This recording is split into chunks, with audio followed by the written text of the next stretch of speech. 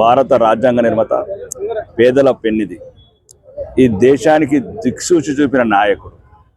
ఈ దేశం 75 సంవత్సరాల తర్వాత కూడా కదలకుండా, ఎవరికి భయపడకుండా ప్రపంచంలో ఒక్కటై 150 కోట్ల జనాభా ఒక్కటై నిలుస్తున్నది. దానికి కారణం బాబాసాహెబ్ అంబేద్కర్ గారు.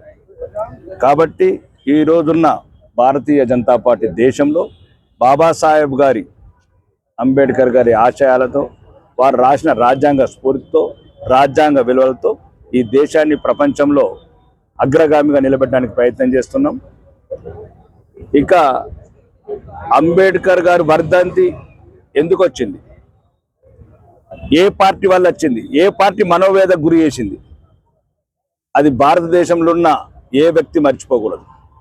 అంబేద్కర్ గారిని అవమానించి 2 సార్లు ఓటమి పాలు చేసి అప్పుడున్న అగ్రనాయకుడు, భారత ప్రధాని, అప్పటి భారత మాజీ ప్రధాని ఇంట్లో పనివాడితో ఓడగొట్టి అంబేద్కర్ గారిని మనోవ్యాధికి గురి చేసిన అంబేద్కర్ గారి చరిత్ర భారతదేశంలో పుట్టిన ప్రతి బిడ్డకు తెలగాలి. ఏ దుర్మార్గమైన కుటుంబం, ఏ దుర్మార్గమైన పార్టీ అంబేద్కర్ గారిని అవమానించి మనోవ్యాధికి గురి చేసి తొందరగా ప్రాణాలు కోల్పెట్టి చేసిన పార్టీ మనుషులను గుర్తుపెట్టుకోవాలి జాతి ఎప్పటికని చెప్తూ, ఎప్పటికీ అంబేద్కర్ గారి ఆశయాలతో పునరంకితం అవుతాం. ఈ దేశాన్ని అగ్రగామిలో నిలుపుతాం. బోలో భారత్ మాతాకి.